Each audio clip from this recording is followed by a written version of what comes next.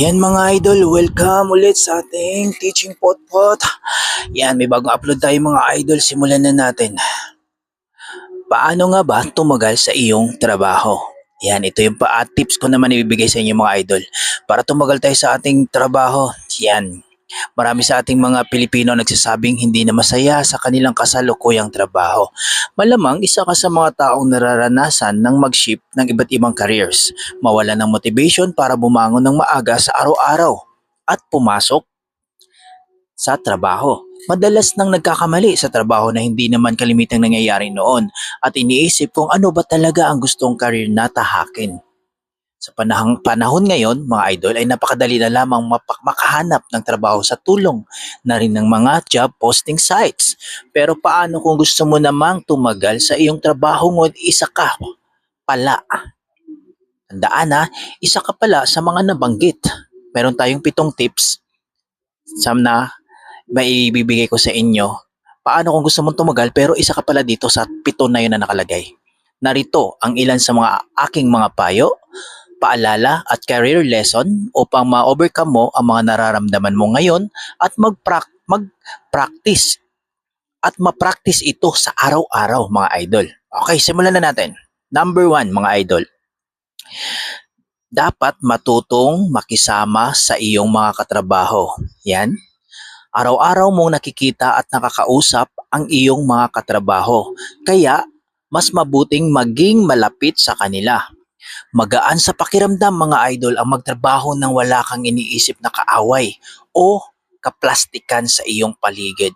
Madalas, isa sa mga dahilan kung bakit tayo tumatagal sa trabaho ay dahil na rin mismo sa ating mga katrabaho.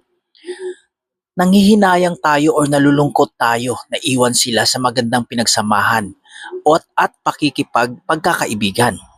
Sa isang banda mga idol, sila rin ang dahilan kung bakit mas lumalawak ang iyong mga natutunan at iyong skills dahil ang mga natutunan nila ay ibinabahagi nila sa iyo. Kaya dapat lamang mga idol na maging ganun ka din sa kanila at ibahagi mo rin ang mga natutunan mo. Give and take ika nga nila. Okay? Number 2. Okay, bago tayo pumasok sa number 2 mga idol, nagpapasalamat ako sa Pinoy Office Tips. Ito pala ay pinosted ni Ma'am Eliana Cowell noong September 5, 2019. Okay, number 2 mga idol.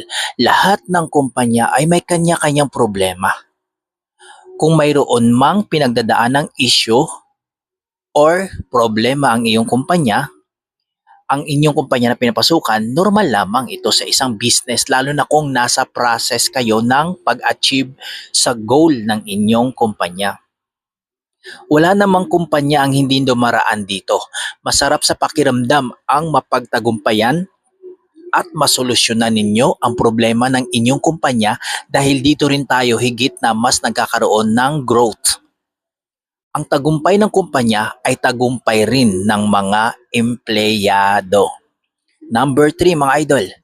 Number 3, dapat marunong tayong tumanggap ng kritisismo. Okay? May mga araw o pagkakataon na nagkakamali tayo sa ating trabaho. At gusto ng ating boss na mas i-improve pa natin ang ating trabaho. Huwag kang magtatanim ng galit o magtampo kung itinatama ka sa iyong pagkakamali at binibigyan ng kritisismo ang iyong gawa. Dahil dito, mas higit mo na ma-improve ito. Okay? Malalaman mo kung ano pa ang mas magandang way para mapaganda ang iyong gawa o trabaho. At ang nagtuturo sa iyo ay nagbibigay lamang ng tulong para mas mag-improve ka. Number 4 mga idol. Number 4, iwasan ang chismis. Okay? Number 4 natin, iwasan ang chismis. Sa bawat kumpanya, mga idol, ay hindi maiiwasan ang mga chismis na lumalaganap. Kung may mga naririnig kang chismis, pakinggan mo. Huwag ka nang dumagdag pa sa apoy. Pakinggan mo lang ito para mas lalong magliyab, delikado kapag ka nagdagdag ka pa ng apoy. Kasi mas lalong magliyab ito kaya ang gagawin mo lang, pakinggan mo lang. Yan, tandaan na napaka-toxic ng chismis sa trabaho at ilagay mo ang posisyon mo sa taong topic ng chismis. Ano ang nararamdaman mo or ano ang mararamdaman mo mga idol? Number 5 tayo mga idol. Iwasan ang pagrereklamo. Iwasan ang pagrereklamo. May mga tao kasi na mahilig magreklamo. Kung hindi matatapos ang araw nila nang hindi magrereklamo sa kanilang mga ginagawa, yan. Yung alam mo yung gusto nila sa araw-araw na nangyayari dun sa trabaho nila, kailangan may reklamo silang gagawin. Yan. Dapat huwag kang maging isa sa kanila. Okay? Dahil ang pagrereklamo ay tanda ng pagiging negative sa buhay. Kung palaging negative ang iniisip mo sa bawat ginagawa mo, hindi ka na makakapagtrabaho ng maayos. Tama. Subukan mong i-challenge ang sarili mo nang hindi nagrereklamo ng isang buwan. Magiging magaan at fresh ang iyong isip at mas makakapagtrabaho kang may magaan na pakiramdam. Tama. Number 6 mga idol. Lumabas paminsan-minsan kasama ang iyong mga katrabaho. Kung stress at problemado ka na sa iyong trabaho, malamang ganyan din ang iba sa iyong mga kasamahan.